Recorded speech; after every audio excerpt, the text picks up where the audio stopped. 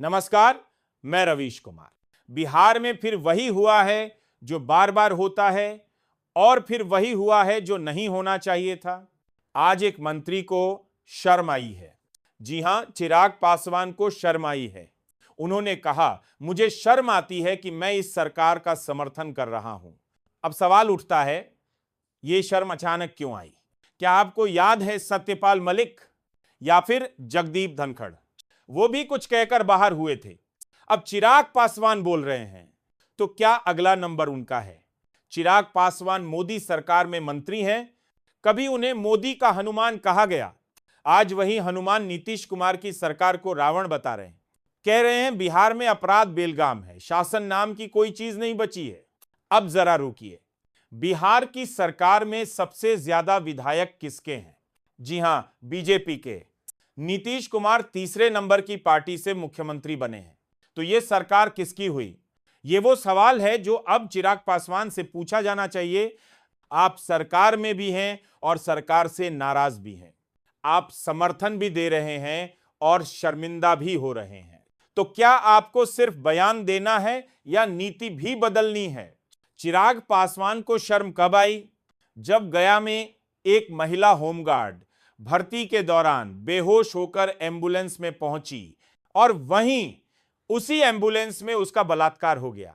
Doctor और technician पर आरोप है। आप भरोसा करते हैं डॉक्टर पर और डॉक्टर करता है बलात्कार। यही है वो न्यू बिहार। हर दिन एक नया अपराध, हर रात एक नई खामोशी। प्रशासन के हाथ खाली हैं। सिर्फ गोली है, न इंसाफ है, न व्यवस्था। चिराग पासवान आज कह रहे हैं कि उन्हें शर्म आती है। क्यों नहीं आती थी जब उन्होंने नीतीश कुमार को तीसरे नंबर पर पहुंचाया था? क्यों नहीं आई जब उनकी पार्टी टूटी, चाचा सांसदों को लेकर चले गए, लेकिन वे बीजेपी की गोद में बैठकर हनुमान बन गए? क्या अब फिर से चिराग पासवान चुनाव से पहले अपने मुख्यमंत्री बनने के सपने को बीजेपी के साथ मिलकर पूरा करना चाहते हैं? या फिर उन्हें अब लग रहा है कि तेजस्वी यादव के बढ़ते कद से मुकाबले के लिए कुछ तेज, कुछ धारदार बयान देना जरूरी है? तेजस्वी यादव तमाम सर्वे में बिहार के सबसे पसंदीदा मुख्यमंत्री चेहरा बन चुके हैं। तो चिराग पासवान अब कर क्या रहे हैं? सरकार में रहकर विपक्ष की भूमिका निभा रहे हैं। यानी सत्ता पक्ष भी हम ही, आलोचक भी हम ही। बिल्कुल वही नीति जो उद्धव ठाकरे ने महाराष्ट्र में अपनाई थी। कभी तारीफ, कभी तंज, कभी तमाशा। पर जो नुकसान हो रहा है वो किसका हो रहा है? एनडीए का, उस गठबंधन का जो हर दिन भीतर ही भीतर फूट रहा है। अब आप कहेंगे, क्या चिराग पासवान एनडीए से अलग होंगे? हो सकते हैं, लेकिन वो कब होंगे ये बीजेपी तय करेगी, क्योंकि असल खेल बीजेपी का हो सकता है। हो सकता है ये सब बयान उस बड़े बदलाव की भूमिका हो जिसमें नीतीश कुमार को हटाकर कोई सम्राट चौधरी जैसे नेता को सामने लाया जाए। लेकिन यह बदलाव आसान नहीं है। बिहार बीजेपी चाहे कितनी भी बड़ी पार्टी बन जाए, नीतीश कुमार के बिना वो अधूरी है। कोई विकल्प नहीं है, कोई और नेता नहीं है जो उनके कद को छू भी सके। अगर चिराग पासवान को वाकई बिहार की चिंता है तो फिर वे मंत्री पद से इस्तीफा क्यों नहीं देते?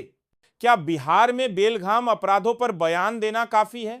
क्या इस बयान के साथ कोई कार्रवाई भी होगी, या फिर यह सब कुछ एक सोची समझी रणनीति है? बीजेपी कहती है कि नीतीश कुमार सरकार विफल है। चिराग पासवान कहते हैं कि यह सरकार अपराधियों की शरण स्थली है। लेकिन ये दोनों इस सरकार का हिस्सा भी हैं। तो क्या अब सरकार में बैठे लोग अपने ही बनाए ढांचे पर पत्थर फेंक रहे हैं? यह वही गठबंधन है जिसे बिहार की जनता ने देखा, झेला और अब सवाल करने लगी है। चिराग पासवान कहते हैं, मुझे शर्म आती है इस सरकार से। क्यों नहीं पूछते उनसे कि जब सत्ता की मलाई मिल रही थी तब शर्म क्यों नहीं आई? जब कैबिनेट की मीटिंग में बैठकर विकास योजनाओं पर दस्तखत कर रहे थे तब अपराध नहीं दिखा। क्या शर्म महज कैमरे के सामने आने वाली भावना है, या बिहार की राजनीति अब ओटीटी एक्टिंग का नया मंच बन गई है? और दोस्तों, अब जरा सोचिए, इस सब का लाभ किसे मिल रहा है? बीजेपी को, क्योंकि जब चिराग पासवान नीतीश कुमार को घेरते हैं तो कांग्रेस या राजद को बोलने की जरूरत ही नहीं पड़ती, और उधर बीजेपी मौन साध लेती है, जैसे कह रही हो हमसे ना हो पाएगा, चिराग ही बोले। क्या ये एक इंटरनल स्क्रिप्टेड डिसेंट है?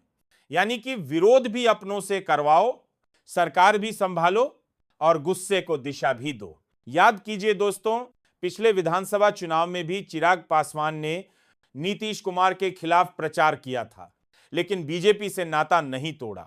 आज भी वही स्क्रिप्ट दोहराई जा रही है, लेकिन एक फर्क है, इस बार चिराग पासवान मुख्यमंत्री बनने की चाहत में ज्यादा मुखर हैं।